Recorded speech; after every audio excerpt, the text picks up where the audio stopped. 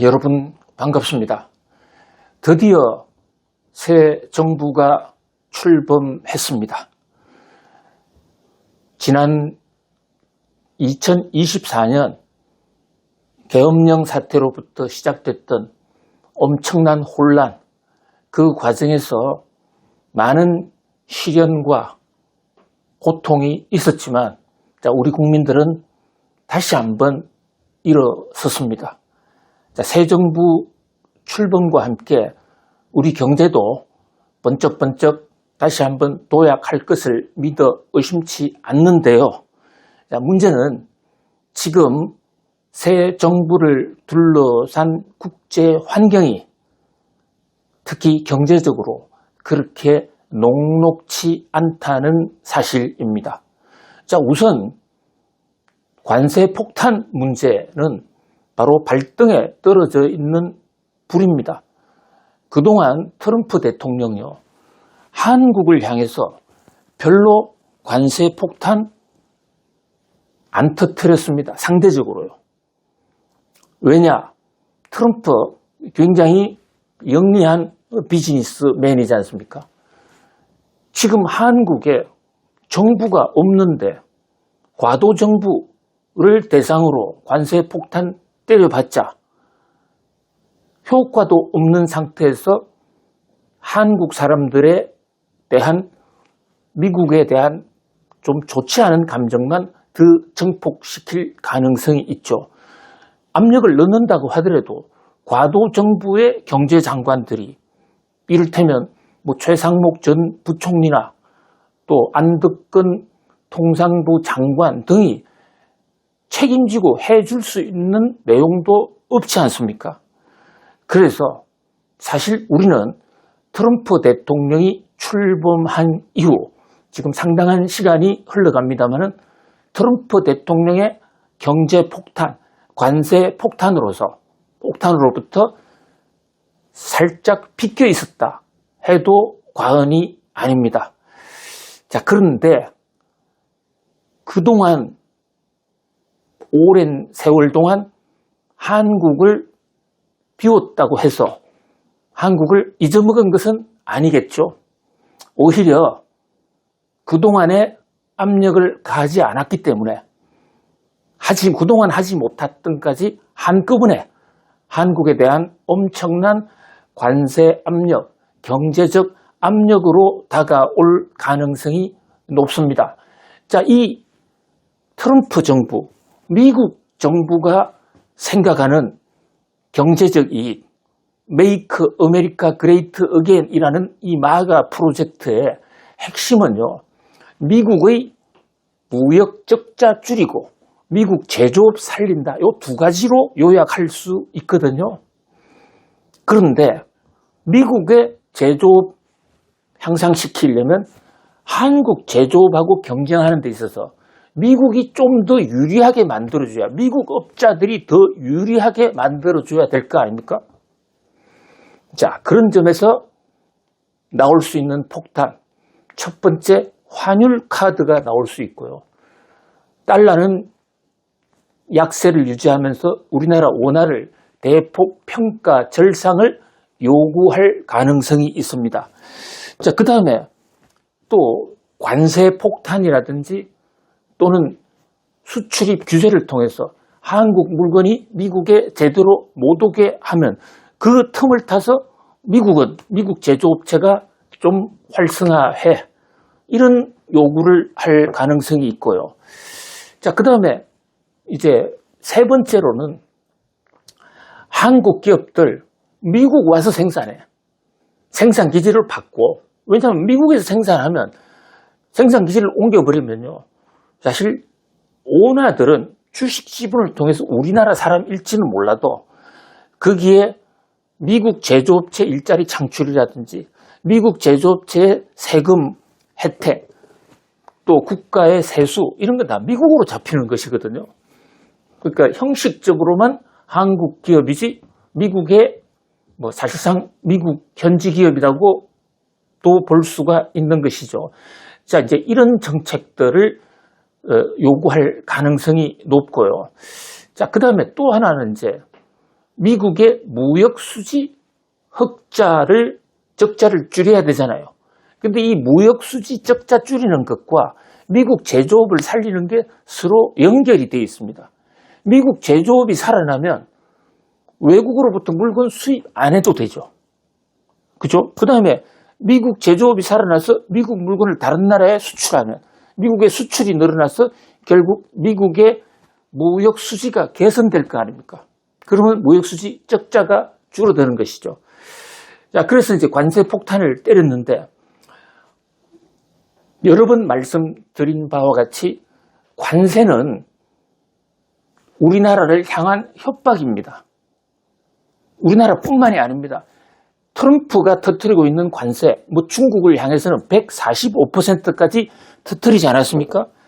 그런데 145%라는 관세는 사실은 무역하지 말자는 전쟁이지 그것은 관세가 아닌 것입니다.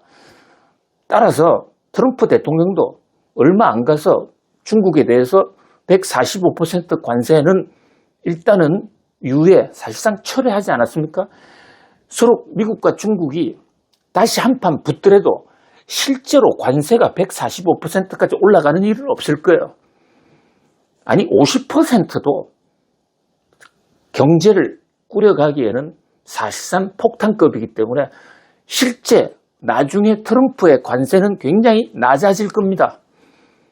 어떤 경우 없어질지도 몰라요.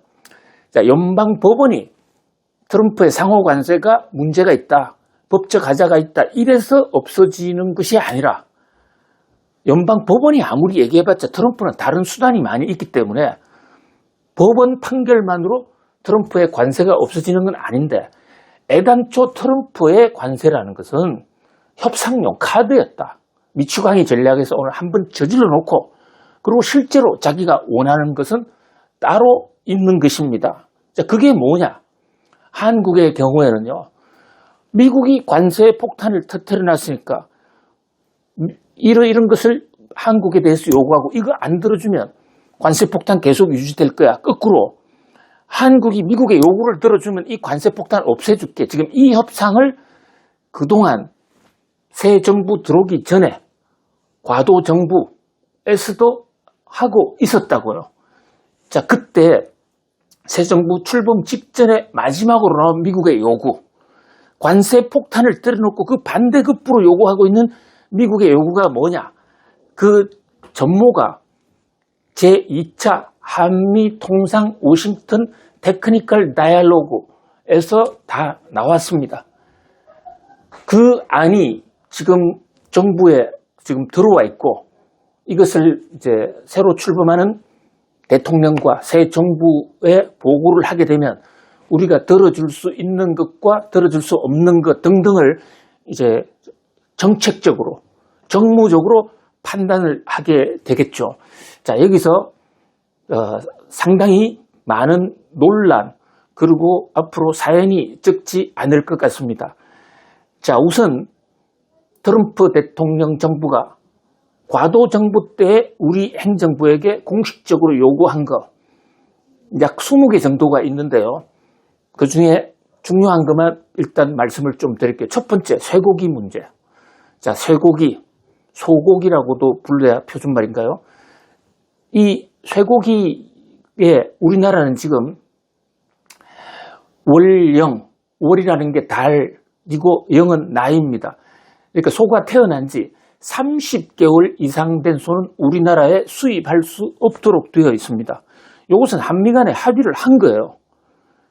이것은 세월이 좀 됐죠. 이명박 대통령 시절에 당시 미국의 부시 대통령과 미국산 쇠고기 한국 수출 촉진을 하려고 했다가 이명박 대통령이 부시 대통령과 턴키 베이스로 한꺼번에 딜을 했는데 거기서 국민적 저항이 워낙 컸지 않습니까? 그게 이른바 광우병 파동입니다. 그래서 정부가 당시에 사태 수습하는 과정에서 크게 주목할 만한 조처 2개를 취했습니다. 하나는 원산지를 반드시 밝힌다는 이른바 원산지 증명 제도가 그때 나왔고요. 이제 또 하나는 광우병을 통계적으로 보니까 어린 소는 걸릴 가능성이 거의 없다. 해서 우리는 원령 30개월 이하의 미만의 소만 지금 수입을 하고 있습니다. 자, 이 대목에 대해서 트럼프 정부가 안 돼. 그거 풀어. 그것이 바로 비관세 장벽이야. 관세는 때리지 않았지만 관세 없는 다른 방법으로 수출 제한을 해버리고 있지 않습니까? 사실 수출 제한은 관세보다도 더 무서운 거죠. 트럼프 대통령은 한국에 대해서는 관세를 한국 관세 낮춰주면 미국도 낮춰줄게 이렇게 할 상황이 아니에요. 왜냐하면 우리가 지금 미국의 관세를 때리는 게 별로 없어요. 따라서 한국에 대해서 관세 내려달라 이런 요구할 이유도 없고 또 할 수도 없는 상황이죠. 오히려 관세가 아닌 다른 이 비관세 이 대목을 자 원령 30개월 이상 또 수입할 수 있게 풀어. 자 이게요. 근데 우리 국민 감정이라든지 우리 광우병 문제 이게 완전히 해결된 사안은 아니라고요. 국민적 불안이. 과연 이것을 트럼프가 요구한다고 해서 그동안 금과 옥조처럼 30개월을 미만만 수입했는데 이거 갑자기 풀 수 있겠는가? 이 대목에서 국민적 합의가 있어야 되겠죠? 그에 대해서 우선 실현이 있을 것으로 보이고요. 자, 그 다음에 또 이 자동차의 경우에는요, 배기가스 문제가 한미 간에 굉장히 큰 이슈인데요. 자, 배기가스를 일정 이하로 줄여라 하는 것은 거기에 대해서는 미국이나 한국이 다 합의하고 있는데 문제는 배기가스에 관한 그 기계 장치가 한국의 산업표준 시스템과 미국의 산업표준 시스템이 달라요.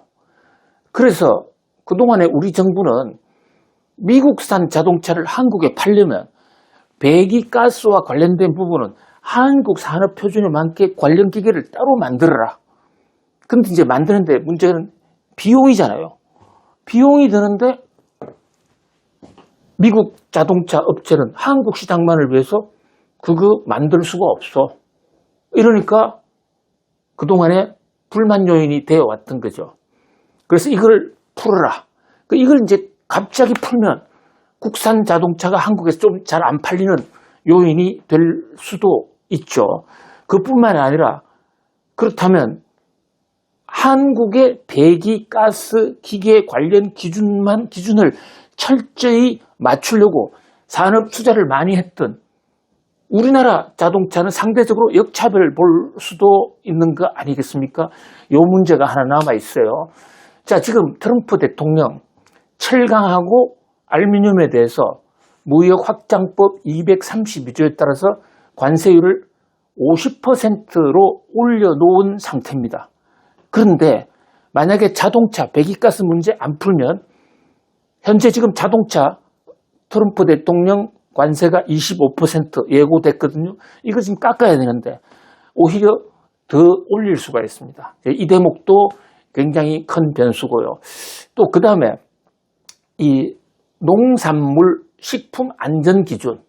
자, 이것도 미국산이 이제 들어올 때 그 미국산 농산물이 안전하다, 안 하다 이거를 떠나서 미국에서 먼 길을 건너오다 보니까 한국에서 바로 생산해서 바로 파는 그런 농산물과는 신선도 면에서 많이 떨어질 수가 있잖아요.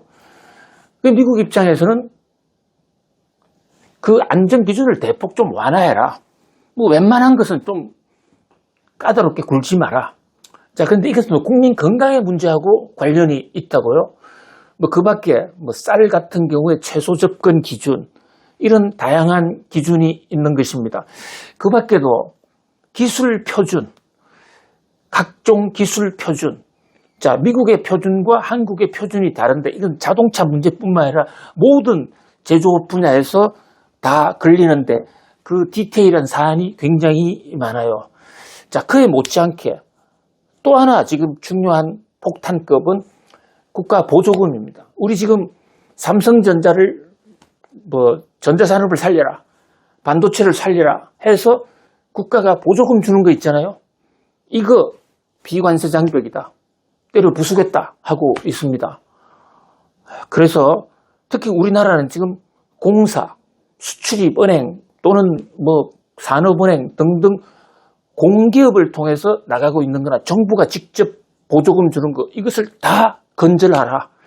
근데 이걸 건절하게 되면 우리 기업들이 그동안에 보조금 받아오다가 갑자기 못 받으면 어떻게 될까요? 그래서 일단 태풍급 이 어떤 충격이 올 수도 있다. 자, 그보다 더 정말 중요한 것은 환율이죠. 환율. 우리는 그동안에 통화 가치가 너무 떨어져서 환율이 너무 올라서 쇼크를 많이 받았습니다. 그래서 일정 부분 우리나라 평가 절상, 우리나라 돈 가치가 좀 상승하는 게 좋아요. 환율은 떨어지는 게 좋습니다. 그러나 그것은 일정 부분이에요. 일정 부분.